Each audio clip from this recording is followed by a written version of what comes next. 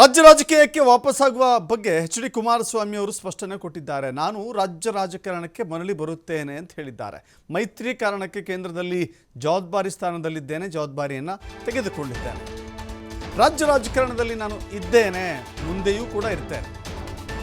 ರಾಜ್ಯ ರಾಜಕಾರಣಕ್ಕೆ ಬರುವ ಬಗ್ಗೆ ಶೀಘ್ರವೇ ಹೇಳುತ್ತೇವೆ ಅಂತ ಹೇಳಿದ್ದಾರೆ. ರಾಜ್ಯ ರಾಜಕೀಯದಿಂದ ನಾನು ದೂರ ಸರಿಯೋದಿಲ್ಲ, ನಾನು ಎಲ್ಲಿರಬೇಕೋ ಅಂತ ತೀರ್ಮಾನ ಮಾಡೋದು ಜನ. ನಾವು ಮೈತ್ರಿಯ ಒಪ್ಪಂದ ಮಾಡಿಕೊಂಡಿದ್ದೇವೆ. ಮೈತ್ರಿಯಲ್ಲಿ ಯಾವುದೇ ಗೊಂದಲಕ್ಕೆ ಅವಕಾಶ ಕೊಡಬಾರ್ದು. ರಾಜ್ಯದಲ್ಲಿ ಒಳ್ಳೆಯ ಸರ್ಕಾರ ತರುವುದಷ್ಟೇ ನನ್ನ ವೈಯಕ್ತಿಕ ಉದ್ದೇಶ. ನಾನು ರಾಜ್ಯ ರಾಜಕೀಯದಿಂದ ದೂರ ಸರಿಯೋದಿಲ್ಲ ಅಂತ ಮತ್ತೊಮ್ಮೆ ಸ್ಪಷ್ಟಪಡಿಸಿದ್ದಾರೆ ಎಚ್.ಡಿ. ಕುಮಾರಸ್ವಾಮಿ. ಆಡಳಿತ ಯಾವ ರೀತಿ ನಡೀತಾ ಇದೆ ಹಲವಾರು ವರ್ಷಗಳಿಂದ ನಾನು ಗಮನಿಸ್ತಾ ಇದ್ದೇನೆ. ನಾನು ರಾಜಕಾರಣದಲ್ಲಿ ಇದ್ದೇನೆ. ನಾನು ಎಲ್ಲಿರಬೇಕು ಅಂತಕ್ಕಂಥದ್ದನ್ನು ತೀರ್ಮಾನ ಮಾಡೋರು ರಾಜ್ಯದ ಜನತೆ. ಇವತ್ತು ಮೈತ್ರಿಯ ಒಂದು ಒಪ್ಪಂದ ನಾವೇನು ಮಾಡ್ಕೊಂಡಿದ್ದೇವೆ, ಮೈತ್ರಿಯ ಒಪ್ಪಂದದಲ್ಲಿ ಒಂದು ಯಾವುದೇ ರೀತಿಯ ಗೊಂದಲಕ್ಕೆ ಅವಕಾಶ ಕೊಡದೆ ನಮ್ಮ ಉದ್ದೇಶ ಇರ್ತಕ್ಕಂಥದ್ದು ರಾಜ್ಯದಲ್ಲಿ ಒಂದು ಒಳ್ಳೆಯ ಸರ್ಕಾರ ತರಬೇಕು ಅನ್ನೋದು ವೈಯಕ್ತಿಕವಾಗಿ ನನ್ನ ಉದ್ದೇಶ ಇದೆ. ನನ್ನ ವೈಯಕ್ತಿಕವಾದ ಉದ್ದೇಶ. ಇವತ್ತು ರಾಜ್ಯದ ಆಡಳಿತ ಯಾವ ರೀತಿ ನಡೀತಾ ಇದೆ ಹಲವಾರು ವರ್ಷಗಳಿಂದ ನಾನು ಗಮನಿಸ್ತಾ ಇದ್ದೇನೆ. ಒಂದು ಒಳ್ಳೆಯ ಸರ್ಕಾರ ತಂದು ಜನತೆ ನೆಮ್ಮದಿಯಿಂದಿರಬೇಕು. ಆ ನಿಟ್ಟಿನಲ್ಲಿ ನಾಡಿನ ಜನತೆ ನಾನು ಯಾವ ಸ್ಥಾನದಲ್ಲಿ ಇರಬೇಕು ಅನ್ನೋದು ತೀರ್ಮಾನ ಮಾಡೋದು ಅವರು, ನನ್ನ ಕೈಲಿಲ್ಲ. ಆದರೆ ರಾಜ್ಯದ ರಾಜಕಾರಣದಿಂದ ನಾನು ದೂರ ಸರಿತೀನಿ ಅಂತಕ್ಕಂಥದ್ದು ಯಾರಾದರೂ ತಿಳ್ಕೊಂಡಿದ್ರೆ ದೂರ ಸರಿಯತಕ್ಕಂಥ ಪ್ರಶ್ನೆ ಇಲ್ಲ. ರಾಜ್ಯದ ರಾಜಕಾರಣದಲ್ಲೂ ಇರ್ತೀನಿ. ಕೇಂದ್ರದಲ್ಲಿ ಗೌರವಾನ್ವಿತ ಪ್ರಧಾನಮಂತ್ರಿಗಳು ಏನೋ ಒಂದು ಹುದ್ದೆ ಕೊಟ್ಟಿದ್ದಾರೆ.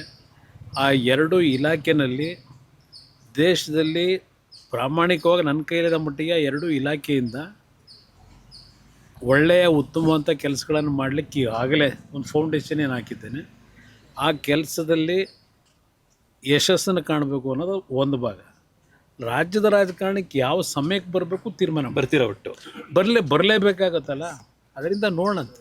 ನಾನು ರಾಜಕಾರಣದಲ್ಲಿ ಇದ್ದೇನೆ.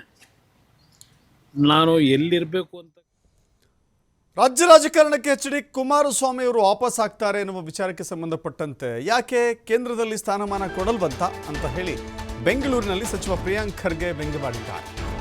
ಅವರು ಪಂಚಾಯಿತಿ ಚುನಾವಣೆ ಮಾಡ್ತಾರೋ, ಪಾರ್ಲಿಮೆಂಟ್ ಚುನಾವಣೆ ಮಾಡ್ತಾರೋ ಅದು ಅವರ ಪಕ್ಷಕ್ಕೆ ಸಂಬಂಧಪಟ್ಟಿದ್ದು.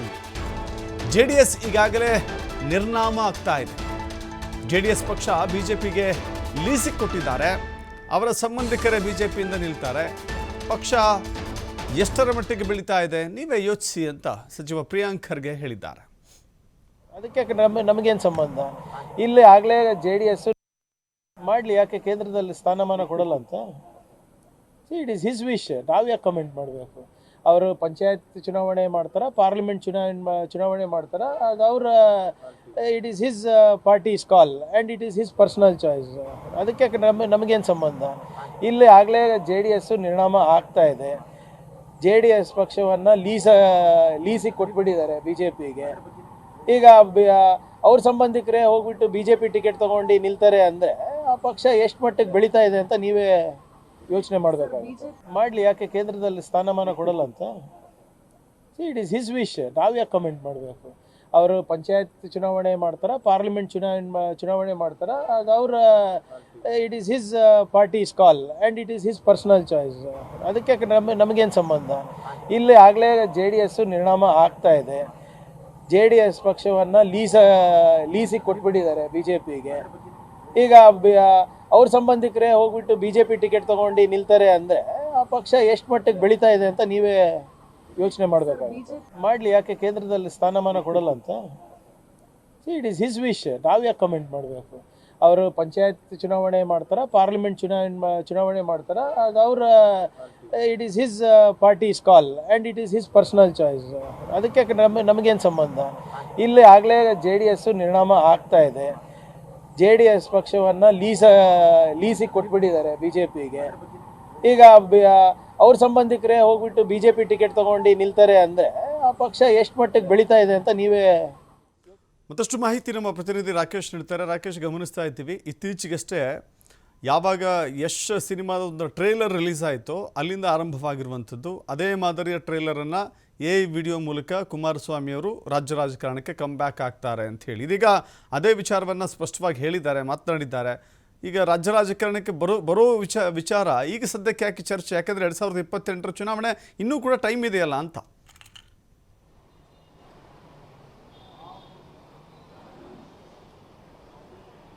ದಶರಥ್, ರಾಜ್ಯದಲ್ಲಿ ಪ್ರಾದೇಶಿಕ ಪಕ್ಷವಾಗಿ ಗುರುತಿಸಿಕೊಂಡಿರುವಂತಹ JDSಗೆ ಮುಂದೆ ಉಳಿಗಾಲ ಇಲ್ಲ ಅನ್ನುವಂತಹ ಮಾತು ಕೆಲವು ಕಡೆ ಕೇಳಿ ಬರ್ತಾ ಇದೆ.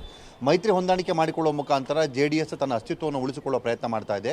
ಸ್ವಂತ ಬಲದ ಮೇಲೆ ಅದು ಪಕ್ಷ ಅಧಿಕಾರಕ್ಕೆ ತರುವುದಕ್ಕಾಗಲಿ ಅಥವಾ ಮುಂದೆ ಆಡಳಿತಕ್ಕೆ ಬರುವುದಕ್ಕೆ ಸಾಧ್ಯ ಇಲ್ಲ ಅನ್ನುವಂತಹ ಮಾತನ್ನು ರಾಜಕೀಯ ವಲಯದಲ್ಲಿ ಕೇಳಲಾಗ್ತಾ ಇದೆ. ಇದು ಆಡಳಿತ ಪಕ್ಷ ಕಾಂಗ್ರೆಸ್ ಕಡೆಯಿಂದ ಹೆಚ್ಚಿನ ಒತ್ತಡವನ್ನು ಸೃಷ್ಟಿ ಮಾಡ್ತಾ ಇದೆ ಅನ್ನುವಂಥದ್ದು ಕೂಡ ಇದೆ. ಹೀಗಿರೋದ್ರಿಂದಾಗಿ JDSಗೆ ಸ್ವಂತ ಸಾಮರ್ಥ್ಯ ಇದೆ, ಪಕ್ಷ ಮರಳಿ ಅಧಿಕಾರಕ್ಕೆ ತರುವ ಶಕ್ತಿಯೂ ಕೂಡ ನನ್ನಲ್ಲಿದೆ, ನಾನು ರಾಜಕೀಯದಿಂದ ನಿವೃತ್ತಿಯನ್ನು ಹೊಂದುವುದೂ ಇಲ್ಲ ಅನ್ನುವಂಥ ಮಾತನ್ನು ದೇವೇಗೌಡರು ಹಿಂದೆ ಹೇಳಿದರು. ಅದಕ್ಕೆ ಪೂರಕವಾಗುವಂತೆ ಕುಮಾರಸ್ವಾಮಿಯವರು ಕೂಡ ಈ ವಿಚಾರಕ್ಕೆ ಪುಷ್ಟಿ ಕೊಡುವಂಥ ಮಾತನ್ನು ಹೇಳ್ಕೊಂಡಿದ್ದರು. ಮೈತ್ರಿ ಪಕ್ಷದ ಭಾಗವಾಗಿ ಕೇಂದ್ರದಲ್ಲಿ ಮಂತ್ರಿಯಾಗಿ ಅವರು ಕೆಲಸವನ್ನು ಮಾಡ್ತಿದ್ದಾರೆ. ಆದರೆ ಅದರ ಹೊರತಾಗಿಯೂ ರಾಜ್ಯ ರಾಜಕಾರಣದಲ್ಲಿ ತಮ್ಮನ್ನು ತಾವು ಗುರುತಿಸಿಕೊಳ್ಳುವ ಇರಾದೆಯನ್ನು ಅವರು ಹೊಂದಿಕೊಂಡಿದ್ದರು, ಅದಕ್ಕೆ ಅವಕಾಶವನ್ನು ಬಯಸ್ತಾ ಇದ್ದರು. ಬದಲಾದ ರಾಜಕಾರಣದಲ್ಲಿ ಹಲವು ಬಾರಿ ಅವರು ರಾಜ್ಯ ರಾಜಕಾರಣಕ್ಕೆ ಮರಳ್ತಾರೋ ಅಥವಾ ರಾಷ್ಟ್ರ ರಾಜಕಾರಣದಲ್ಲಿ ಉಳಿದುಕೊಳ್ತಾರಾ ಅನ್ನುವಂಥ ಪ್ರಶ್ನೆಗಳು ಕೂಡ ಇತ್ತು. ಆ ಎಲ್ಲ ಪ್ರಶ್ನೆಗಳಿಗೆ ಕುಮಾರಸ್ವಾಮಿಯವರು ಉತ್ತರವನ್ನು ಕೊಟ್ಟಿದ್ದು, ನಾನು ರಾಜ್ಯ ರಾಜಕಾರಣದಿಂದ ದೂರ ಉಳಿತೇನೆ ಅಂತ ಯಾರಾದರೂ ಅಂದುಕೊಂಡಿದ್ದರೆ ಅವರ ನಿರೀಕ್ಷೆ ಹುಸಿಯಾಗಲಿದೆ. ನಾನು ರಾಜ್ಯ ರಾಜಕಾರಣದಲ್ಲಿ ಮುಂದುವರಿತೇನೆ, ಮತ್ತೆ ಇಲ್ಲಿ ರಾಜಕೀಯವನ್ನು ಮಾಡ್ತೇನೆ ಅನ್ನುವಂಥ ಮಾತನ್ನು ಹೇಳ್ಕೊಂಡಿದ್ದಾರೆ. ಆ ಮೂಲಕ ಕುಮಾರಸ್ವಾಮಿಯವರನ್ನು, ಅಂದರೆ ಈಗ ರಾಜ್ಯದಲ್ಲಿ 3 ಪಕ್ಷಗಳಲ್ಲೂ ಮುಂದಿನ ನಾಯಕತ್ವ ಯಾರದ್ದು ಅನ್ನುವಂಥ ಪ್ರಶ್ನೆ ಬಹಳ ಚರ್ಚೆಯನ್ನು ಕೊಡ್ತಾ ಇದೆ. ಮೊದಲ ತಲೆಮಾರಿನ ನಾಯಕತ್ವ ಮುಗಿದ ಬಳಿಕ 2ನೇ ತಲೆಮಾರಿನಲ್ಲಿ ರಾಜಕೀಯವನ್ನು ಮುನ್ನಡೆಸುವವರು ಯಾರು ಅನ್ನುವಂಥ ಪ್ರಶ್ನೆ ಬಹಳವಾಗಿದೆ. ಇದಕ್ಕೆ ಜಾತಿ ರಾಜಕಾರಣದ ಸಪೋರ್ಟ್ ಕೂಡ ಇದೆ. ಸದ್ಯದ ಪರಿಸ್ಥಿತಿಯಲ್ಲಿ ಹಿರಿಯ ರಾಜಕಾರಣಿಗಳೆಲ್ಲರೂ ಕೂಡ ಮುಂದಿನ ಚುನಾವಣೆ ಹೊತ್ತಿಗೆ ನಿವೃತ್ತಿಯನ್ನು ಅಥವಾ ಪಕ್ಷ ಮುನ್ನಡೆಸುವ ಜವಾಬ್ದಾರಿಯನ್ನು ಹೊತ್ತಾಗ ಸರ್ಕಾರವನ್ನು ಅಥವಾ ಮುಂದಿನ ತಲೆಮಾರಿನ ರಾಜಕೀಯವನ್ನು ಮುನ್ನಡೆಸುವ ನಾಯಕರುಗಳ ಅವಶ್ಯಕತೆ 3 ಪಾರ್ಟಿಗಳಿಗಿದೆ.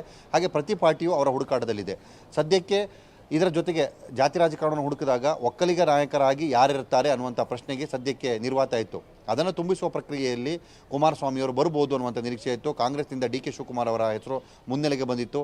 SM ಕೃಷ್ಣರವರ ಬಳಿಕ ಒಕ್ಕಲಿಗ ನಾಯಕರಾಗಿ ಅವರು ಗುರುತಿಸಿಕೊಳ್ಳುವ ಪ್ರಯತ್ನವನ್ನು ಮಾಡ್ತಾಯಿದ್ರು. ಇಂತಹ ಸಂದರ್ಭದಲ್ಲಿ ಕುಮಾರಸ್ವಾಮಿಯವರು ನಾನು ಮರಳಿ ರಾಜ್ಯಕ್ಕೆ ಬರ್ತೇನೆ ಅನ್ನುವಂಥ ಹೇಳಿಕೆಯನ್ನು ಕೊಡುವ ಮುಖಾಂತರ ಇಲ್ಲಿರುವ ನಾಯಕತ್ವದ ಗೊಂದಲಕ್ಕೆ ಉತ್ತರವನ್ನು ಕಂಡುಕೊಳ್ಳುವ, ಮುಂದೆ ಮೈತ್ರಿ ಸರ್ಕಾರ ಅಧಿಕಾರಕ್ಕೆ ಬಂದಾಗ ತಾವು ನಾಯಕರಾಗ್ತೇವೆ ಅನ್ನೋದನ್ನು ಪರೋಕ್ಷವಾಗಿ ಹೇಳುವ, ಅಥವಾ ಪಕ್ಷದ ಬಲಕ್ಕಾಗಿ ತಾವು ಹೋರಾಟಕ್ಕೆ ಸಿದ್ಧ ಅನ್ನುವಂಥ ಮಾತನ್ನು ಹೇಳಿಕೊಳ್ಳುವುದಕ್ಕೋಸ್ಕರಲೂ ಈ ಹೇಳಿಕೆಯನ್ನು ಕೊಟ್ಟಿದ್ದಾರೆ.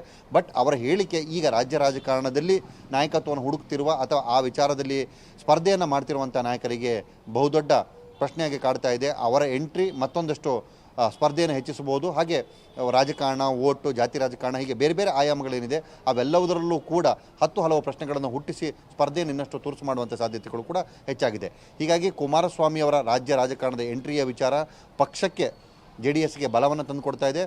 ಕಳೆದು ಹೋಗಿರುವಂತಹ ಪ್ರಾಂತ್ಯಗಳಲ್ಲಿ ಮತ್ತು ಮೈಸೂರು ಭಾಗದಲ್ಲಿ ಪಕ್ಷಕ್ಕೆ ಇನ್ನಷ್ಟು ಶಕ್ತಿಯನ್ನು ತರಬಹುದು ಅನ್ನುವಂಥ ನಿರೀಕ್ಷೆಯನ್ನು ಮಾಡಲಾಗ್ತಾ ಇದೆ. ಅವರ ನಾಯಕತ್ವದಲ್ಲೇ ಪಕ್ಷವನ್ನು ಬಲಪಡಿಸುವುದರಿಂದಾಗಿ ಪ್ರಾದೇಶಿಕ ಪಕ್ಷ ಮತ್ತೊಮ್ಮೆ ಜೀವಂತಕ್ಕೆ ಬರುವ ಜೊತೆಗೆ ಆಡಳಿತಾತ್ಮಕವಾಗಿಯೂ ಕೂಡ ದಕ್ಷಿಣ ಭಾರತದಲ್ಲಿ ಪ್ರಾದೇಶಿಕ ಪಕ್ಷಗಳ ಡಾಮಿನೇಷನ್ ಇದೆ, ಅದನ್ನು ಮತ್ತೆ ಮುಂದುವರಿಸುವಂಥ ಅವಕಾಶಗಳು ಸಿಗಬಹುದು ಅನ್ನುವಂಥ ನಿರೀಕ್ಷೆಯನ್ನು ಮಾಡಲಾಗ್ತಾ ಇದೆ. ಹೀಗೆ ಹಲವು ಆಯಾಮಗಳಲ್ಲಿ ಚರ್ಚೆ ಪಡೆಯುತ್ತಿರುವ ವಿಚಾರಕ್ಕೆ ಸೂಕ್ತ ನಾಯಕತ್ವವನ್ನು ಕೊಡುವಂಥ ಯೋಚನೆಯೊಂದಿಗೆ ಅವರು ರಾಜ್ಯಕ್ಕೆ ಮರಳುವ ಇಚ್ಛೆಯನ್ನು ವ್ಯಕ್ತಪಡಿಸಿದ್ದಾರೆ ಅನ್ನುವಂಥ ಮಾತು ಕೂಡ ಕೇಳಿ ಬರ್ತಾ ಇದೆ. ದಶರಥ್, ಥ್ಯಾಂಕ್ ಯು ರಾಕೇಶ್, ನಿಮ್ಮೆಲ್ಲ ಮಾಹಿತಿಗೆ.